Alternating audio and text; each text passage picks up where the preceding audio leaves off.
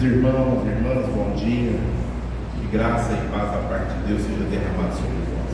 Amém? Muito bom poder estar aqui nessa manhã.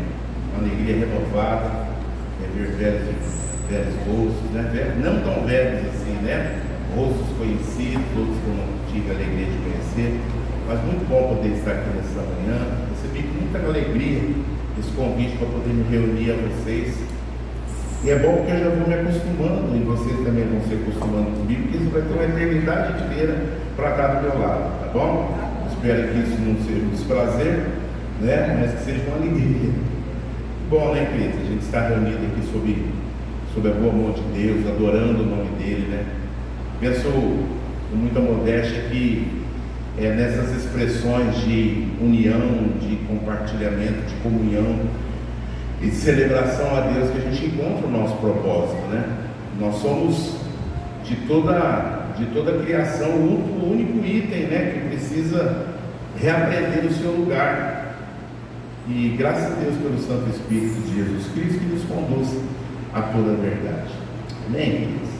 Eu quero compartilhar com vocês uma palavra que Deus trouxe ao meu coração, e muito do que a gente cantou, celebrou, se alegrou aqui, até aqui, está inserido na palavra, né? Que bom que a gente pode continuar falando a mesma linguagem. No entanto, antes disso, eu pedi ao pastor Levi, e ele compartilhou com a amada igreja, um vídeo de ontem à noite, inclusive um dos cânticos que nós cantamos nessa manhã, fala desse vídeo.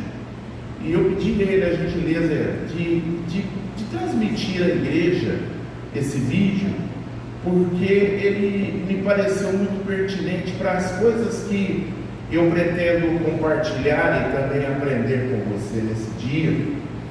E é um testemunho muito forte de algum dos nossos irmãos lá no sul, né, que foi tão castigado e ainda continua sendo flagelado por essa tempestade. E eles têm uma atitude que falou muito ao meu coração. E com vistas a nortear um pensamento. E qual é o pensamento? O pensamento é que nós não somos desse mundo. Nós somos passageiros. Nós somos peregrinos. Nós somos transeuntes desse mundo. E esse vídeo ele falou muito ao meu coração à medida em que eu vi essa postura na vida dessa família.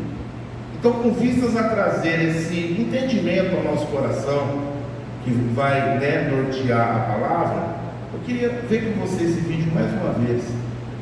E essa expressão de sacrifício de louvor dessa família falou muito forte ao meu coração. Nessa manhã nós cantamos o mesmo cântico que eles, mas sob circunstâncias muito diferentes. Nessa manhã nós cantamos esse cântico que o vídeo vai exibir, tomando um café num lugar agradável. Nossos irmãos provavelmente não tinham que comer naquela manhã. Nós estamos num lugar limpo, organizado, gostoso, cantando esse cântico, enquanto que eles estão com água até aos artérios, né, até o joelho, mas mesmo assim cantando o mesmo cântico. Achei isso muito lindo. Amado pastor, se puder soltar o vídeo para nós, será que dá pra gente? Não.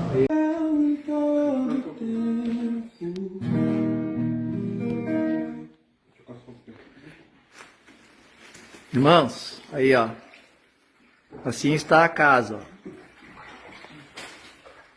Mas aqueles que confiam no Senhor são como os montes de Sião, que não se abalam, mas permanecem para a frente. Nós temos certeza que o Senhor irá reconstituir todas as coisas. És fiel em todo o tempo.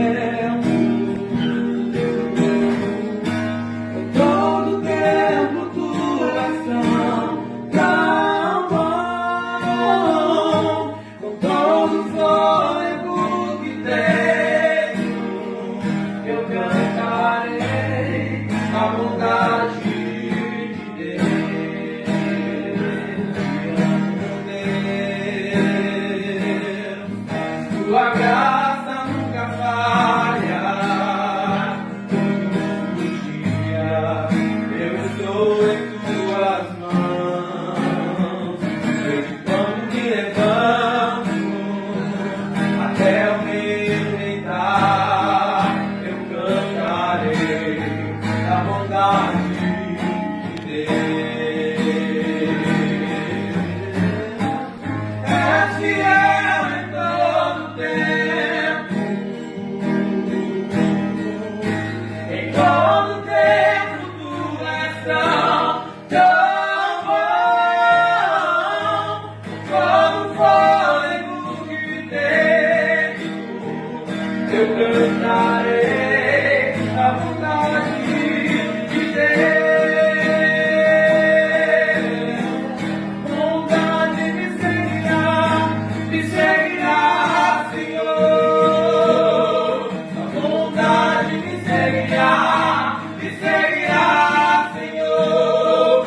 Amém. Que testemunho lindo, né, queridos? Quando eu vi esse vídeo, algo muito forte saltou em meu coração. Alguém, para fazer isso aí, ele tem que ter uma mente peregrina, uma convicção profunda de que nada temos, mas que tudo somos em Deus. Eu penso que a nossa geração, ela está obstruindo, obstaculando essa mentalidade peregrina que a gente tem que ter, de saber que no íntimo, por tudo que Deus nos dê, ou por quase nada que Deus nos empreste, né? Nós já somos, nós já estamos. A nossa geração, ela obstrui o nosso entendimento, encanta os nossos olhos, ela faz um apelo forte a que a gente crie raízes num lugar que não tem futuro, porque esse mundo não tem futuro. Ele não tem futuro, e isso não depende de políticas públicas, de pessoas. A gente elege, né, um certo sebastianismo, pessoas que, como Dom Quixote, vêm lutar contra os dragões, os moinhos de vento da nossa vida, que vai trazer um tempo de bonança. Mas no fundo a gente sabe que não é isso. A gente sabe o futuro, o Apocalipse está ali para nos dizer. Então, queridos, com vistas a esse pensamento, com essa teimosia em manter uma mente peregrina, sabendo que por muito bom, ou que por mais difícil que esteja, nós já estamos para além disso tudo, dessas dificuldades do presente momento. Eu queria pensar com você no texto que está lá no Evangelho de Mateus, capítulo de número 6. Por favor, venham comigo. Evangelho de Mateus, capítulo de número 6.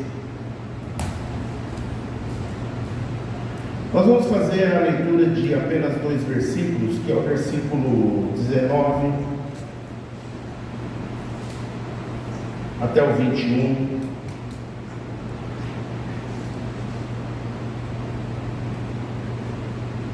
Um texto muito conhecido nosso. Ele é parte integrante do Sermão do Monte, né? Daquele momento em que Jesus ele inicia a sua carreira e ele começa o seu ministério didático com uma palavra muito forte. De Mateus 5 até Mateus capítulo de número 7, a gente vê esse bloco de ensino onde Jesus inaugura a sua carreira como rabi, porque todo mundo que ouviu o que ele disse saiu dali encantado, dizendo: puxa, ninguém até então tinha falado como ele, com essa vida, com essa autoridade, essas palavras. Elas grudaram na alma das pessoas. E Jesus aqui não é aquele Jesus que arrastava as multidões, não era também o tempo da popularidade, nem o tempo da oposição, era o início. E aqui ele se senta no monte, e aqui ele está falando sobre muitas coisas, e aqui falando sobre oração. No verso de número 19, ele diz assim: não acumuleis tesouro na terra, onde a traça e a ferrugem destroem, e onde os ladrões minam e roubam, mas ajuntai tesouros nos céus, onde nem a traça nem a ferrugem destroem, e onde os ladrões não minam nem roubam. Pois onde estiver o seu tesouro, aí também estará o seu coração. Amém, queridos? Gente amada, desde que o homem ele virou as costas para Deus lá no Éden, ele nunca deixou de se relacionar com Deus. O homem agora, no estado de rebeldia, ele não mais obedece, segue, ama o Deus vivo. Ele se volta para deuses. Apesar de ter virado as costas para o Deus verdadeiro, ele nunca deixou de adorar. A diferença é que agora ele estabeleceu deuses para si mesmo. Se Deus pega o pó da terra e faz o homem, agora o homem em estado de rebeldia pega do pó da terra e faz deuses para si. O Antigo Testamento todinho está lá, mostrando para nós, em alto e bom visual, essa postura idolátrica, politeísta e bestial de um homem que agora já não reflete mais a imagem de Deus. Ele tem lá uma semelhança física, mas nenhuma relação com o ser interior. O coração dele já não tem mais o coração de Deus. O homem agora já não vê mais a vida da perspectiva que o Criador assim o ensinou. O homem caído agora, ele pega pó e faz deuses para si. E se a gente pensar, eu não quero sair aqui elencando o nome de Deus, a gente está cheio disso no Antigo Testamento, nos mostra ali Moloque, Astarote, Dagon, né? As religiões aí, eles adoram Deus, têm suas imagens, sereia, uma aberração, não é nem mulher nem peixe, não dá nem para casar nem para fritar. O que a gente faz com isso? Se assa é feminicídio, não é? Não, peraí, se assa é crime ambiental, da cintura para baixo. Se casa, se mata de cima da cintura para cima é feminicídio. É nem tique nem taque, não é uma coisa nem outra, né? Dagon, o homem peixe. A gente vê dessas expressões até hoje, né? Deve ser por isso que Salomão, há tanto tempo atrás, escreveu que nada de novo se faz debaixo desse sol, não tem novidade. A gente fica a carta de novidades, as pessoas, a busca de novidades, sabendo que é uma grande redundância, porque nada se faz de novo debaixo desse sol. Então, da antiguidade até a modernidade, o homem nunca deixou de criar deuses.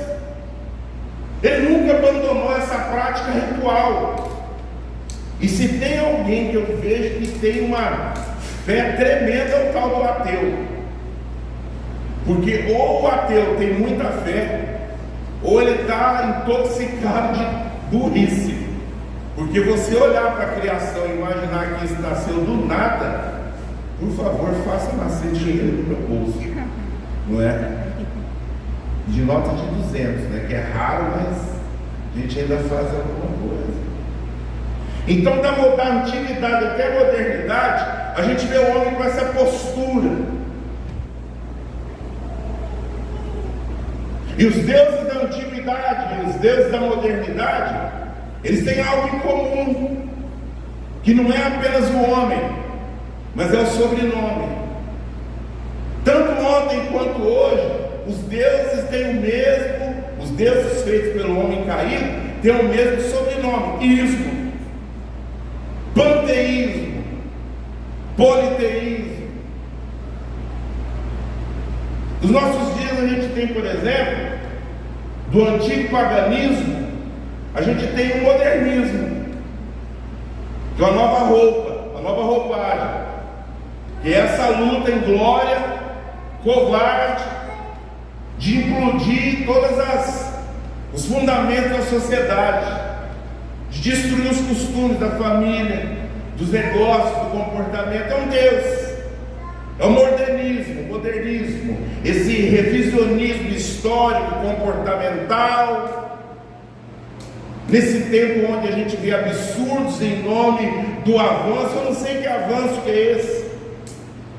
Um avanço que está levando a gente para trás, nos tornando cada vez piores como pessoas.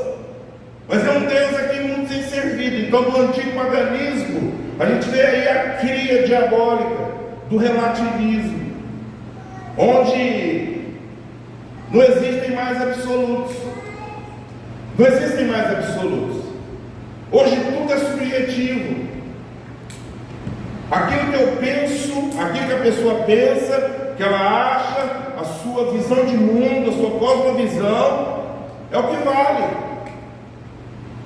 A gente anda pela rua aí, a gente vê essa exibição estranha, cada um no seu quadrado, no seu mundo de Nárnia. E para ele o mundo é aquilo, porque não tem nada a ver. Não tem nada a ver. Não tem mais nada a ver. Tudo não tem mais nada a ver. É outro Deus que está aí, né? O consumismo, que ensina, que doutrina as pessoas que quanto mais ele acumula, mais ele tem. Na verdade, ele tenta uma vida baseada no ter, aquilo que nunca vai poder reter. Porque vai chegar o dia que ele vai se separar dessa riqueza, dessa fazenda, desse carrão, desse corpão, dessa conta bancária poucuda. Vai chegar um momento em que o homem se separa daquilo em que ele não trouxe para este mundo. Deve ser por isso que Jó, muito antes de nós, disse: nu eu saí do ventre da minha mãe e nu eu vou voltar. No caso dele, no velório de 10 filhos, ele disse: o Senhor o deu, o Senhor o tomou, bendito seja o nome do Senhor. Tem também o hedonismo. É tudo a mesma família. Sabe aquela família feia? É família assim, fedida, quer dizer, olha, nossa.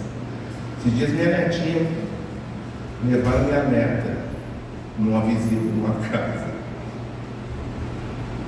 E ela já entrou, a primeira coisa que ela costuma chegar e falar bom dia, boa tarde, oi e tal. Primeira coisa que ela viu, ela fez assim: nossa, que casa fedida. Eu quero ir embora daqui, mamãe. E as pessoas tentando agradar ela: não, essa casa é fedida, eu quero ir embora. Né? Gente estranha, né? Festa estranha com gente esquisita, né? Meu genro ficou com a cara quadrada. Ele tentava impedir a pureza da resposta da criança, mas não adiantava. Quanto mais perseverava em largar ela naquele budum, tanto mais ela. Aí corromperam a infância com sorvete, né? Para ver se mantinha aquela boquinha fechada. Então, o paganismo, isso aqui tudo, relativismo, hedonismo, materialismo. Não vou falar do comunismo, vocês já sabem a minha posição. Está na boca de muita gente, mas não tem nada na cabeça deles. Eles falam assim, mas está só na boca, mas não está na mente. Porque se soubesse o que era, abandonava rapidinho. Então são os deuses da nossa geração. E nesse texto aqui que a gente leu, em que pesa o fato de Jesus estar falando sobre oração, sobre coisas espirituais, ele introjeta um assunto terreno. Ele fala contra o materialismo. Nesse texto aqui, ele nos ensina, ele nos sugere, ele ordena, ele diz: olha, não acumuleis tesouros na terra. E, gente amada, eu acredito que para a gente entender o que Jesus quer dizer, a gente precisa primeiro entender o que é que ele não quis dizer com isso. Quando Jesus diz: não acumuleis tesouros na terra, ele não está dizendo para a gente ter uma postura perdulária em relação aos bens materiais, do tipo assim: vou explodir um cartão, eu ganho 3 e vou gastar 6, e Deus há de me prosperar, bora pro shopping. Não, ele não está dizendo que a gente tem que ter uma postura irresponsável em relação aos bens materiais e a quantidade ou o volume de coisa que ele nos nos dá. Porque eu não posso dar um passo maior do que a minha perna, tanto quanto não posso gastar mais do que aquilo que ganho. Então aqui ele não está ensinando irresponsabilidade fiscal. Nem tampouco ele está dizendo para a gente ser acumulador. Porque, cá entre nós, eu particularmente gosto de acumular coisas. Eu acumulo de tudo, irmãos. Parafuso, porca, móvel velho. Eu passo na rua, vejo um sapato e falo, puxa, eu vou lavar. E eu pego, eu lavo, eu colo, eu dou tesouro. Então de vez em quando sai um monte de coisas lá de casa. Ao mesmo tempo em que é todo tanto. Então é essa eterna. A Vera já está acostumada com isso, né? Ela já está assim, ela já. Se não acostumou, ela está, resignou-se a esse flagelo. Queridos, ele está pedindo para, ele não está falando para a gente ser acumulador. Aliás, ele falou claramente, não sejam acumuladores. Então, de um lado, Jesus ele não quer que nós sejamos miseráveis, nem tampouco nós sejamos avarentos. Quando ele diz, não acumuleis tesouro na terra, ele está dizendo uma coisa para a gente, que existe um tipo de economia que a gente faz aqui nesse mundo, que pode interferir na nossa carteira de investimento celestial, é o SIC.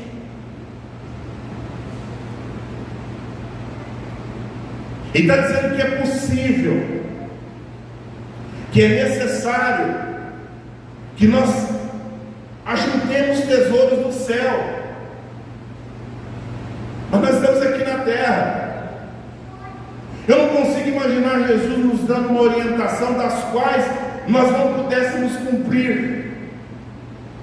Porque os reformadores disseram isso, tanto querer quanto, trocando em miúdos, tanto que a gente quer quanto realizar vem de Deus. Vem de Deus. Ele me capacita, ele não apenas me inspira, mas ele me capacita a pôr essa inspiração, essa orientação espiritual em prática na nossa vida, porque de nós mesmos nós não conseguimos. Então, gente amada, esse texto aqui ele está dizendo que existe uma economia a ser feita, e que nós devemos fazer a partir deste mundo, a partir dessa realidade, a partir dessa dimensão de vida.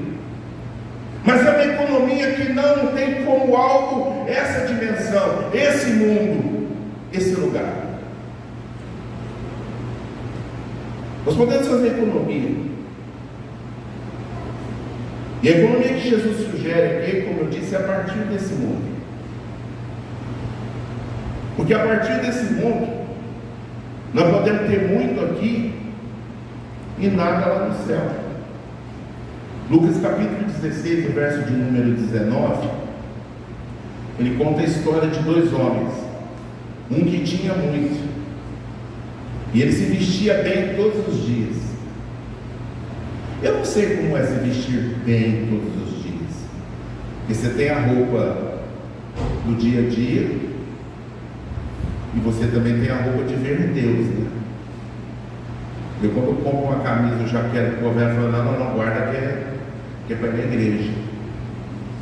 Então você tem lá no seu guarda-roupa, ou sou só eu que estou nessa solidão indumentária? Alguém levanta a mão? Ah, você também? Ah, obrigado. Achei que era só eu que tinha roupa de ver Deus. E não mistura. Não vai comprar, isso aí é para ver Deus, isso aí é para a igreja.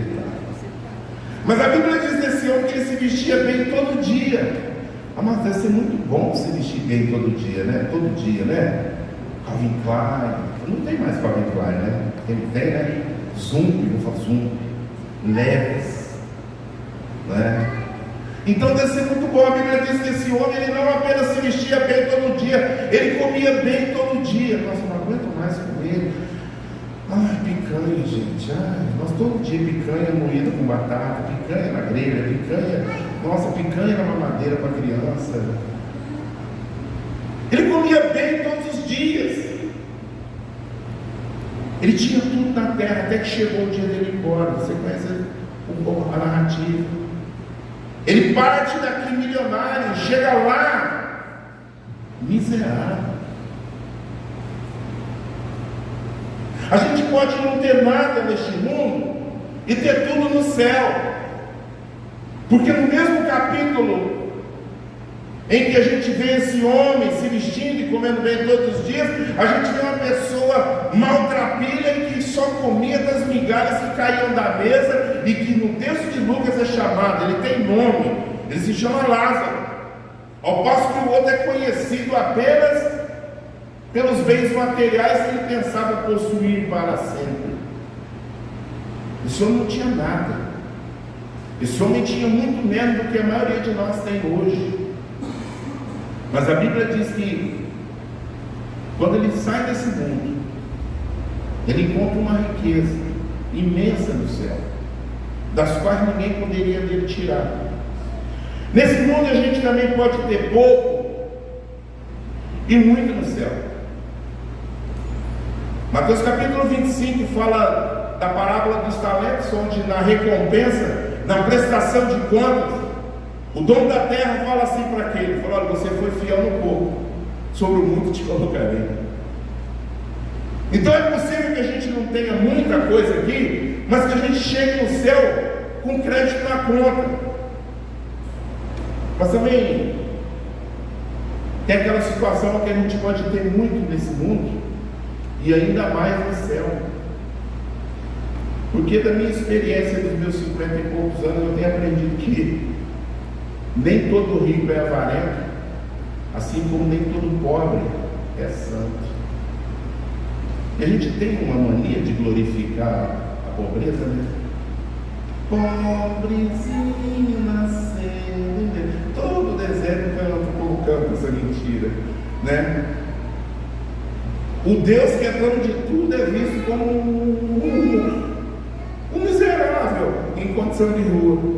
Pobrezinho nascendo. Ele nasceu em Belém porque ele quis, ele veio pobre porque ele optou. Ele não veio pobre por força de circunstância. Nós somos pobres por força de circunstância, não é?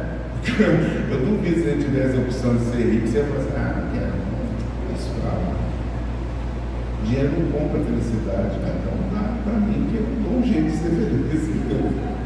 Não manda um cartão para ti. Compra muito, mas não compra tudo, né? A gente sabe disso. Vamos lá. Nem todo pobre é santo, assim como nem todo rico é avarento. Tem rico que é generoso. Tem cara que a gente vai chegar no céu e falar: puxa, eu não sabia que você fazia tanta coisa. Ao passo que a gente vai ver no inferno muita gente pobre falando: nossa, você merece mesmo. Nem você, não. Eu estou aqui justamente porque eu não mereço, porque eu aceitei de graça aquilo que de graça me deu. Então, queridos, esse texto aqui, ele nos desafia. Esse texto aqui, ele nos desafia a agirmos contra a cultura dos nossos dias. Tudo na nossa cultura apela para o materialismo, para a sensualidade, para o hedonismo, para o acúmulo de bens. E nessa coleção de coisas que o ser humano tem a opção de fazer, nessas muitas vozes que o seduzem, ele pode se perder de Deus. E olha, muita gente tem se perdido de Deus, justamente por questões materiais, justamente por questões materialistas, objetivas, prazerosas. Então, amados, o desafio aqui é: como é que a gente acumula tesouro do céu? Lembrando que da terra para o céu não tem operação de Pix, e ainda que tivesse, não seria aceito. Porque muito daquilo que a gente tem como riqueza nesse mundo, é visto como riqueza nesse mundo, na maior parte das vezes é estorvo e empecilho ao nosso caminhar espiritual, vai embaraçando os nossos pés na corrida rumo ao alvo da nossa vida. E quantos homens, mulheres, jovens, gente de Deus se embaraçou e está preso nisso até hoje, preso, embaraçado nessas questões. Então esse texto aqui ele lança o desafio da gente acumular tesouro do céu. Porque está claro que Jesus disse que essa economia, ela é feita a partir daqui. Esse investimento, essa atitude, essa postura, esse entendimento, ele tem o seu início aqui. E é tanto realidade porque a gente fala assim, ó, nós vamos para o céu. Amém, querido? Mas o céu já está. Jesus disse, o reino de Deus está no meio de vós, já está entre vós. Eu vim e eu estou aqui pela pessoa do meu Espírito. Então, no nosso caso, o céu já começou. O céu já começou. O céu já é uma realidade para nós, ainda que num campo de batalha, mas o céu já é uma realidade. Como é que eu consigo acumular tesouros nos céus? Eu quero te convidar a abrir sua Bíblia comigo em 1 Pedro, capítulo de número 1 e verso 9. O apóstolo Pedro aqui nos dá algumas orientações a respeito disso. Livro do apóstolo Pedro, 1 Pedro, capítulo de número 1 e verso de número 9, diz assim: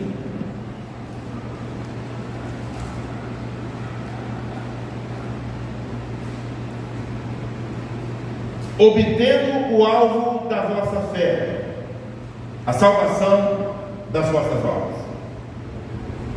Como é que eu acumulo tesouro no céu? Acredito, estou convencido de que desenvolvendo uma fé genuína, que aqui Pedro fala do seu resultado, obtendo, alcançando, atingindo, em algumas versões, o alvo ou o fim da vossa fé, que é a salvação das vossas almas. Uma fé genuína, uma fé bíblica, uma fé baseada naquilo que Deus prometeu e não naquilo que eu gostaria que Ele tivesse prometido. Porque a gente vive dias do modernismo, onde até as promessas de Deus estão sendo revisitadas, revistas pelo modernismo. É de René Kivitz que o diga, não é?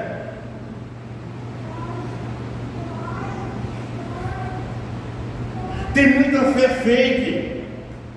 Eu costumo chamar de dublê de fé. É igual os atores, eles têm seus dublês. Na hora do perigo, chama o dublê. Se o dublê se machucar, é com ele mesmo. Então tem muita fé que é dublê da fé verdadeira, mas ela tenta tomar o protagonismo.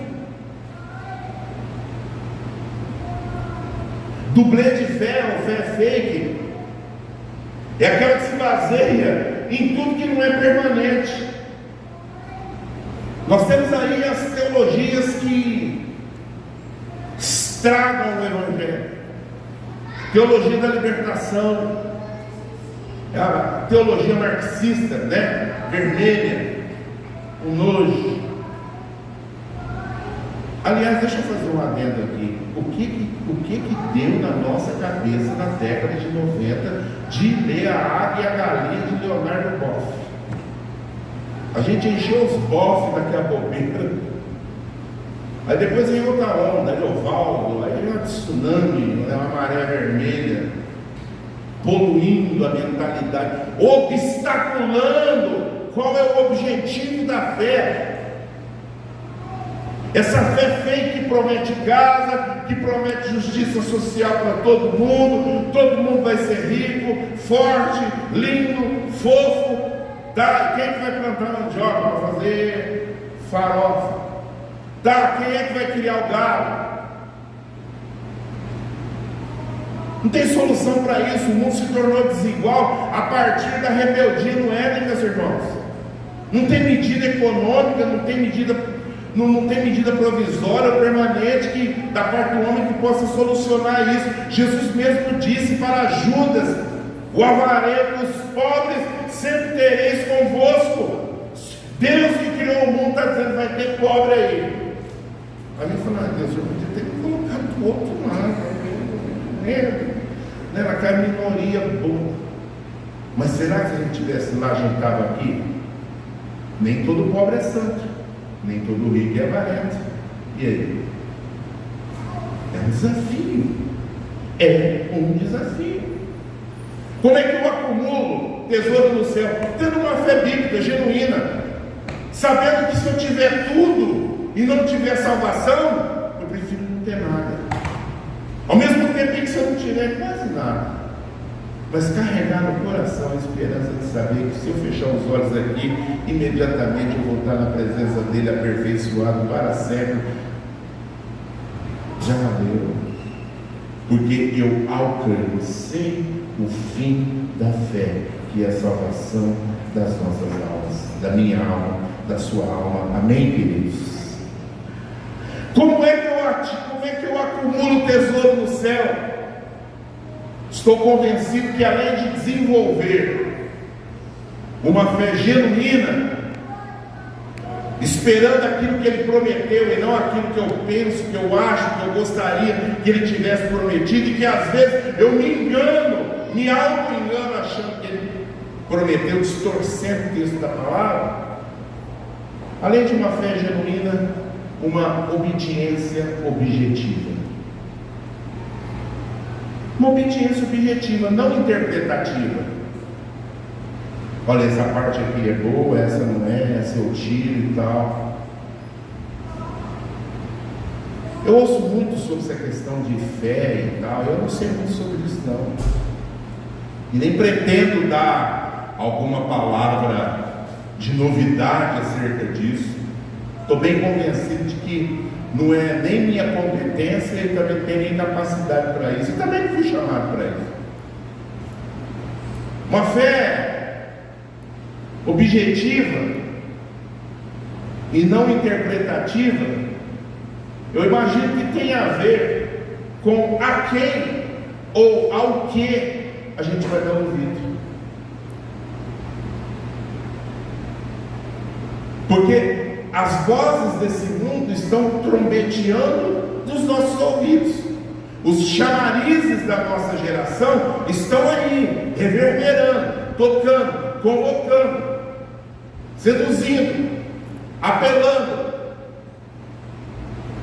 Mas compete a nós saber a quem ou a qual voz eu vou seguir. Nós vivemos nessa época de influencers. Vejo pessoas sendo, dizendo, eu sigo fulano. Meus pesos. Porque tem umas pessoas assim que você falar que segue elas, você tinha que se apresentar na delegacia e falar assim, por favor, me prenda, me leve com os pisos. Mas não dá para seguir, né? Eu não vou falar nome aqui para não ser indelicado e tudo, mas você sabe. Você deve ter alguma influência aí que você detesta. Depois do culto, se você quiser, eu te dou uma lista que você detestava. Nossa. Eu entrei detestando um, saí detestando 300, né? Sai do ódio. Misericórdia, né? Mas, geraçãozinha mequetrefe, geração ridícula, segue o conselho de que ninguém dá o que não tem. Ninguém dá o que não tem. A pessoa vai ali e fala, a pessoa segue ali toda. Santo Deus, a quem eu vou emprestar os meus ouvidos? A que voz? Eu vou dar ouvido ao apelo da minha carne? Eu sei bem que o resultado disso vai ser morte. Eu vou dar ouvidos ao mundo porque a maioria está fazendo, então deve ser certo? Duvido muito. Como cristãos, vamos dar ouvido ao diabo? Não de modo direto, mas indiretamente ele tem seduzido o coração muitos daqueles que foram comprados com o sangue de Cristo. Você tem aí exemplos de hoje de pessoas fazendo pública negação da fé bíblica que um dia tiveram, cantores, pastores. Alguns em particular entrou num transe que eu fico impressionado. E sem querer julgar, eu falo, Deus me livra disso. Ou se eu estiver a caminho disso, me mata antes, porque é melhor morrer contigo do que ir além de Cristo, como muitos fizeram. Porque se não dá para ficar aquém, também não dá para ir além de Cristo. Ou eu fico na cruz do meio, ou os extremos me devoram. Não dá para ser assim. Então, fé objetiva, não interpretativa. A fé não é objeto de revisão, de como diz quando não é audiência, quando a fé é auditada, vamos fazer com um balanço. Não. A fé, ela tem que ser objetiva, ela não é interpretativa. A fé não é o que eu acho que ela é, a fé é o que ela é. Ela é a certeza das coisas que não se veem. E a convicção de fatos que se esperam. Então a fé envolve enxergar o invisível e esperar, que eu penso ser um dos verbos mais difíceis da gente conjugar. Eu atualmente nós estamos numa luta com a Alice, porque a Alice, tudo que ela quer para ontem. Ela está naquela fase. E a gente está lutando para ela aprender a esperar. Tem que saber esperar. Tem que saber esperar. Não fala nada não, dá só uma olhadinha da pessoa do seu lado assim. Sabe, olha isso, olha. Ela entendeu. Ela entendeu. Ó. Espera, eu sou seu empregado. Você não tem quanto de tomar banho. Problema seu. Feito um ovo. Tudo isso num olhar, né? Os olhos falam. Deve dar só mais uma olhadinha para mim. Continua. Isso traumatiza ela. Beleza? A fé é o que é, não o que eu quero. Sim. A quem eu vou dar ouvido? A quem você está dando ouvido? A quem eu estou dando ouvido? A fé objetiva é assim. Quando a gente começa a passar a fé, pensar na fé em nível interpretativo, aí complica tudo. Então eu imagino que acumular tesouro dos céus tem a ver com uma fé genuína, uma obediência objetiva,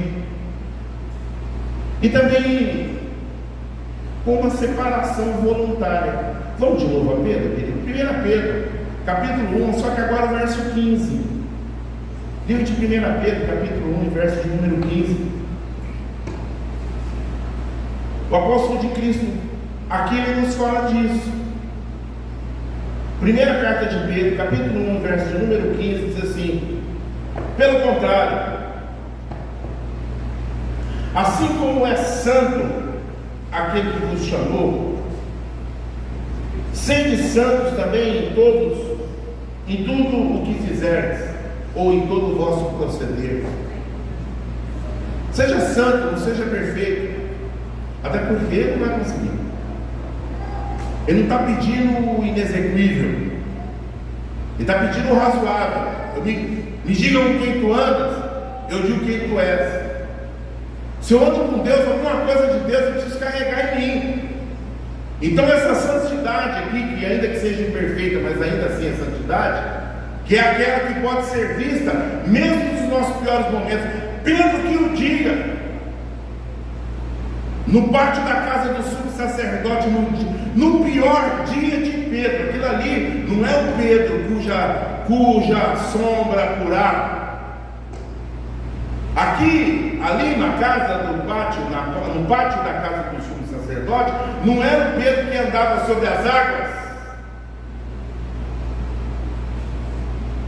Era o Pedro da sucumbência. Era o Pedro da negação. Era o Pedro tomado por medo, pelo sentimento de autopreservação. que diz: eu quero morrer, mas não é agora, e não desse jeito. É o Pedro que, querido, aliás, querido, você já se perguntou por que aquelas pessoas, no meio de tantos, foi achar Pedro? Gente, tinha um monte de gente ali, mas achou Pedro. Eu tenho uma teoria comigo. Eu acredito que o Satanás, o Lúcifer, o cramunhão, ele falou no ouvido daquelas pessoas, falaram: aliás, ele não fala em terceira pessoa, né? Ele fala em primeira. Vou falar com aquele ali. Ele chegou e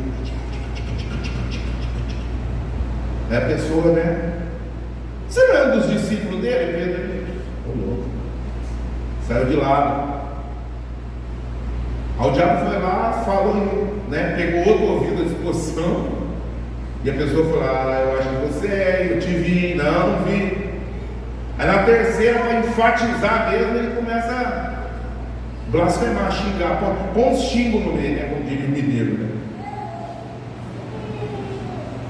Porque a moça fala assim para ele: tu és um dos discípulos dele, porque o teu falar te denuncia.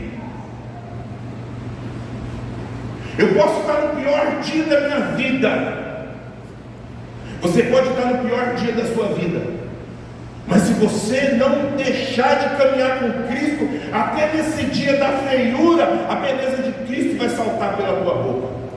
As pessoas vão perceber e falar: olha, ele não é perfeito, mas é um homem de Deus, uma mulher de Deus, é um jovem de Deus, não é perfeito, está no pior momento da sua vida, mas ainda assim eu consigo ver Deus na sua vida.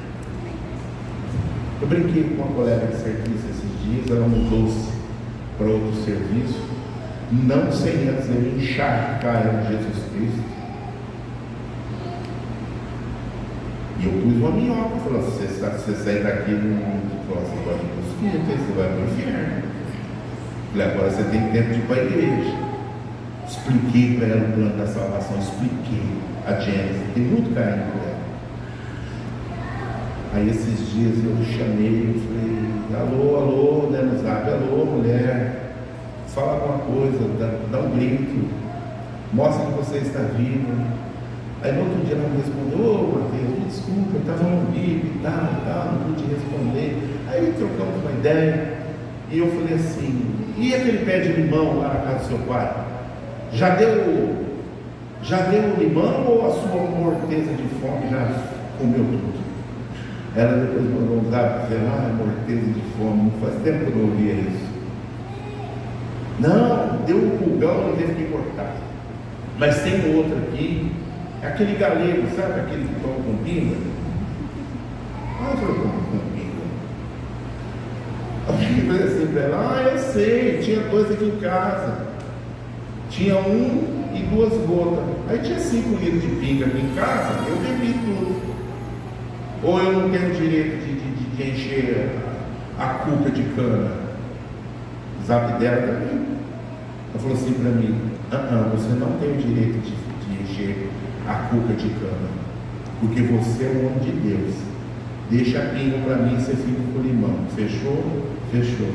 É o último zap dela. Mas ela me viu em dias ruins ali, preocupado, tenso, irritado. Mas mesmo no meio dessas trevas,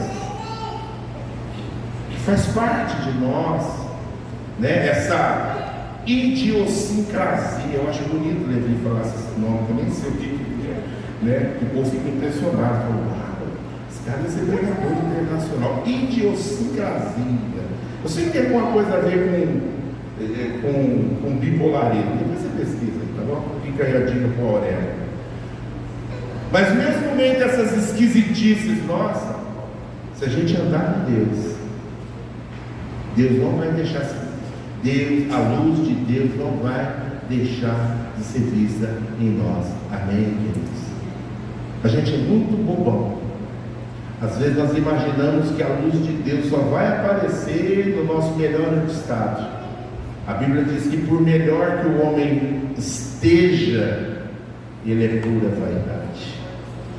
1 Pedro capítulo 1, verso de número 15, ele nos fala disso, dessa separação voluntária, que é o resultado da nossa relação com Ele. em todos os dias, porque o Emanuel não nos abandona. Ele diz: eis que estou convosco todos os dias, até a consumação dos séculos.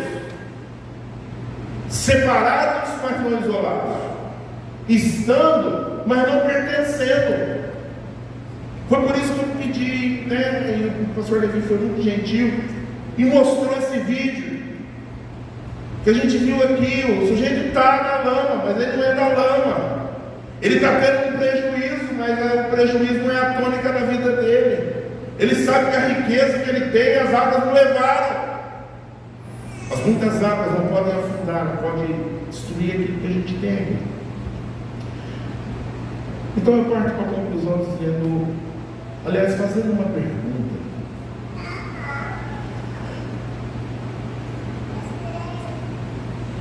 Se você fosse se mudar para um outro país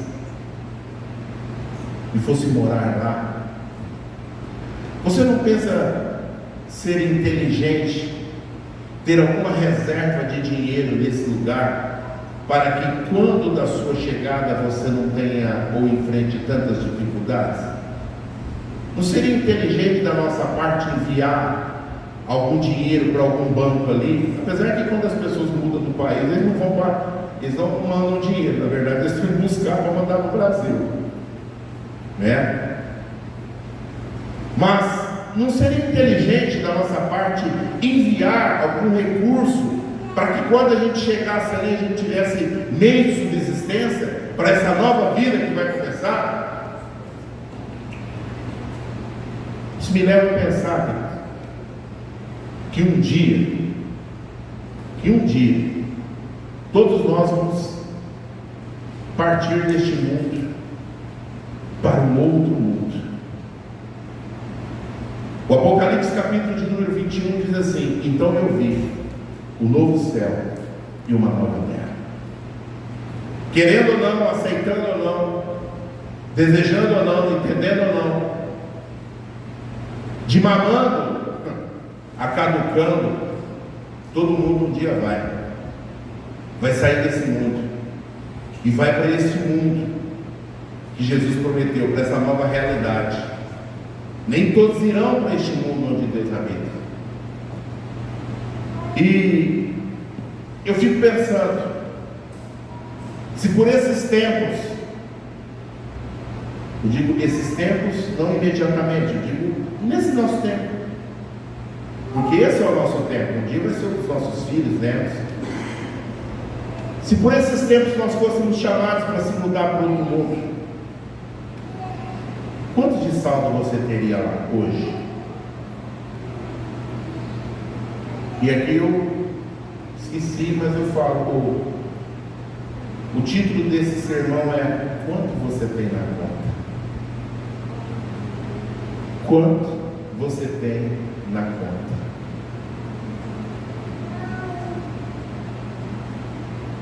Se você fosse chamado para ir para este mundo, para a eternidade, quanto você teria de saldo hoje, sabendo que o Senhor Jesus, Ele diz que é possível fazer essa economia? Lembrando a você que lá não tem cheque especial, lá o saldo tem que ser real, ou é seu mesmo, ou não tem óleo emprestado para encher a candeia. E não tendo óleo, vai ficar com a lamparina para o lado de fora, apagado na escuridão. Eu cito aqui as 10 noivas, 5 prudentes e 5 tolas. Não fizeram economia, não souberam o momento de equilibrar o que eu tenho com aquilo que eu pretendo ter. Viveu em função de queimar tudo nessa dimensão. Só que o noivo vem e ele está chegando. Queridos, essa pergunta é uma pergunta perturbadora. Ela seria indecente se fosse eu perguntando para você, e mais indecente ainda se fosse você perguntando para mim. Eu não tenho problema nenhum. Atualmente tem R$1,86.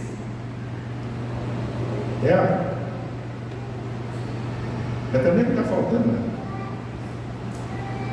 E nem pratica, eu sei disso. Amém, querido? Então seria uma indecência, né? Uma intromissão. Quanto você tem na sua conta? Quanto você ganha? Ou chega para as mulheres, quantos anos você tem? Às vezes você tem cara de 35, porque a menina tem 16. Quer dizer, saiu errado. Mas essa pergunta aqui, essa questão, ela é abordada pelo dono do mundo. E ela é perturbadora, porque aqui Jesus ele já traz a ideia dizendo que é o seguinte, que este mundo, ele não é um lugar seguro para a gente investir a nossa vida, o nosso futuro, os nossos esforços, os nossos sonhos, o nosso melhor empenho. Ele está dizendo que esse mundo ele não é um lugar onde a gente deve investir tudo, se jogar de cabeça, porque se a gente assim fizer, nós quebraremos a cabeça por toda a eternidade.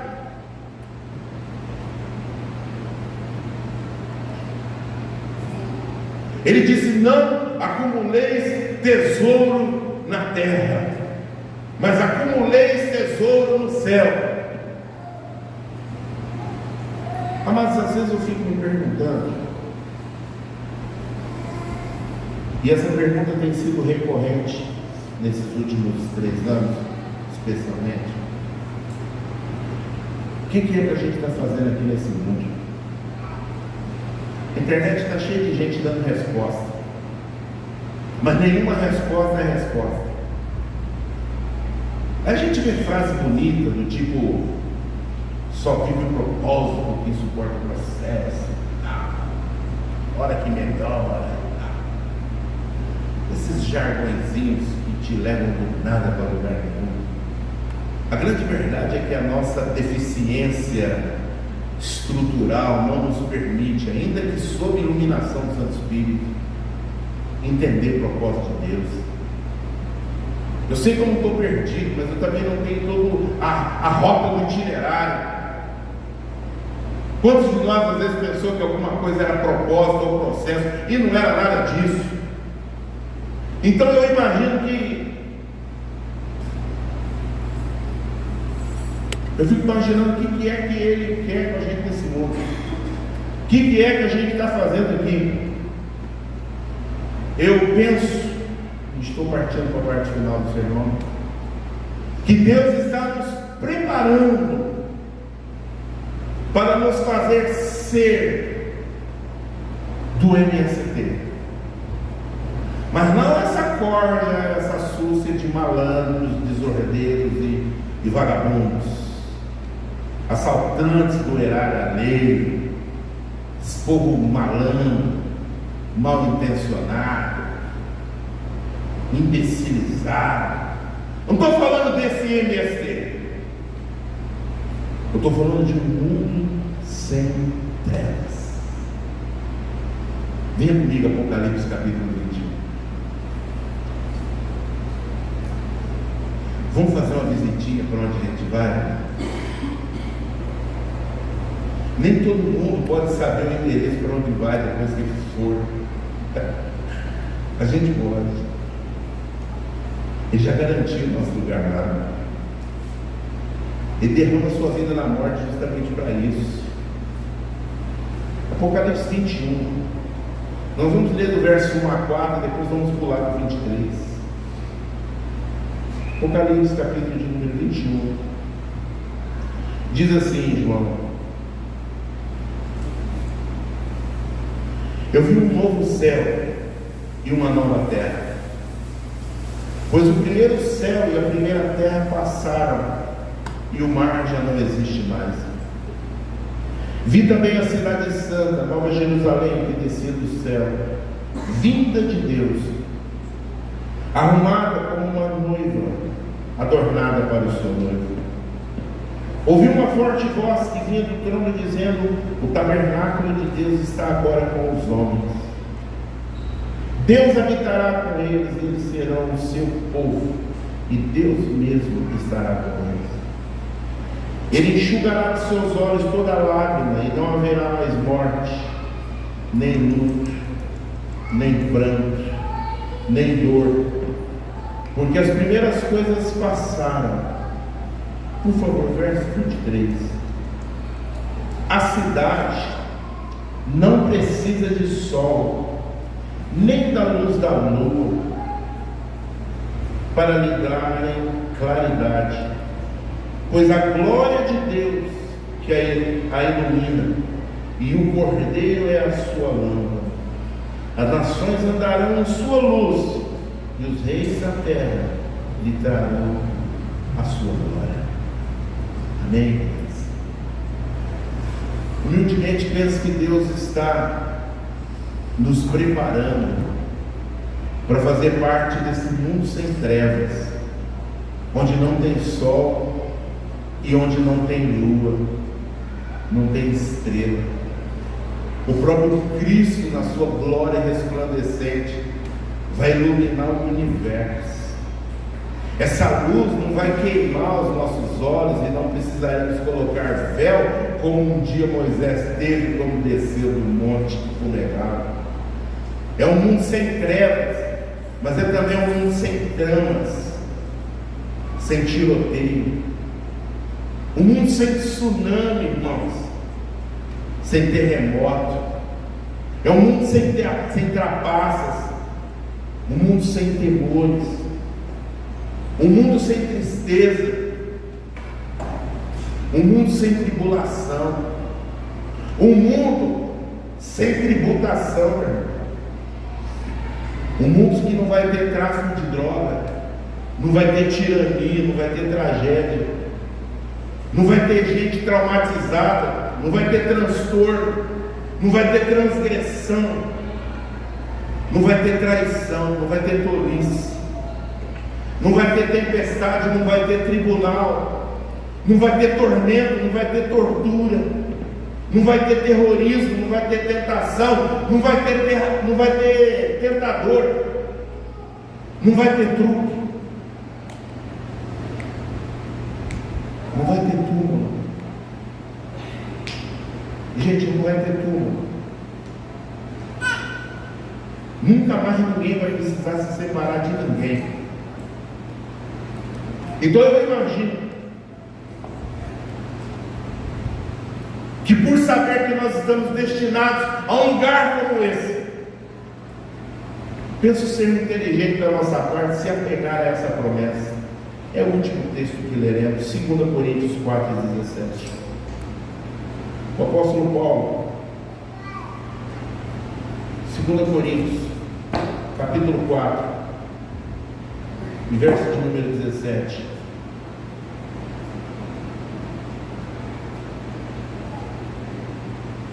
Nós que hoje vivemos sobre a influência, o peso, a interferência de todos esses T's aqui que eu disse, podemos nos agarrar a essa esperança. Verso 17 do capítulo 4 de 2 Coríntios.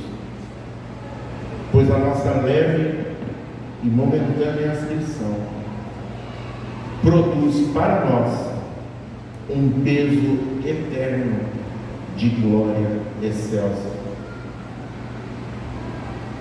Pois nós não ficamos a olhar nas coisas que são visíveis, mas nas que não são vistas, pois as que são vistas são temporárias, e as que não são vistas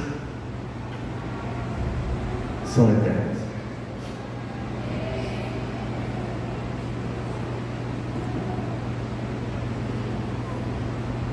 Nós precisamos saber onde a gente coloca os nossos olhos, irmãos.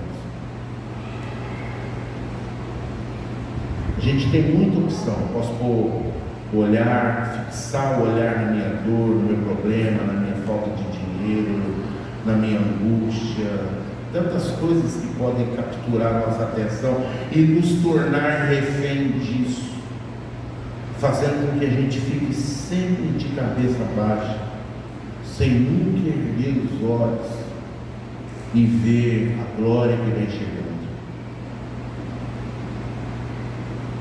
Eu penso que a igreja, não sei se no mundo, mas especialmente no nosso Brasil, Ela tem uma eclesiologia doente, uma mensagem capenga. A gente fala de tudo, mas muito pouco daquilo que se devia dizer. As pessoas estão sendo treinadas para permanecer no mundo da qual Deus não as chamou para viver para sempre. Nós precisamos tomar cuidado com isso, queridos. Não podemos olhar toda a dor como desamparo, toda a tristeza como sucumbência da alma. A gente precisa entender que Deus é Deus no céu, na terra, na tempestade, na bonança. Ele é o Deus que está conduzindo e levando a nossa salvação até as últimas consequências. Isso implica dor. Você tem a sua, eu tenho a minha, mas nenhuma dor é maior do que a dele. Não há dor que a gente não chegue em Cristo e fale que ele não saiba. Quantas vezes tem falado para Deus a respeito da minha situação? Deus, que saudade do meu filho. E eu meio que sinto, né? Ele dizer para mim, eu sei como é que é, porque eu também sei o que é perder o filho. Só que não é perder, né? Eu entreguei para poder ter tantos outros. Fica firme. E aí a gente vai de fé em fé, de fé em fé, de fé em fé.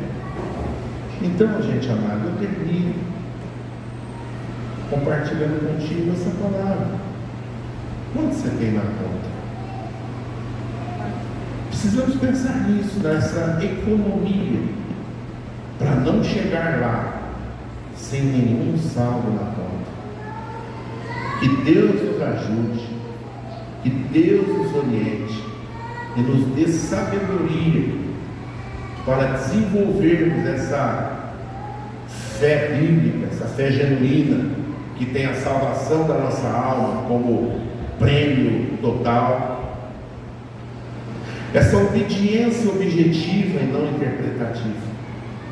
E essa separação voluntária, onde eu me abstenho daquilo que pode ofender a Ele, sem me abster daqueles que Deus ainda pretende alcançar. Curva sua cabeça, vamos orar.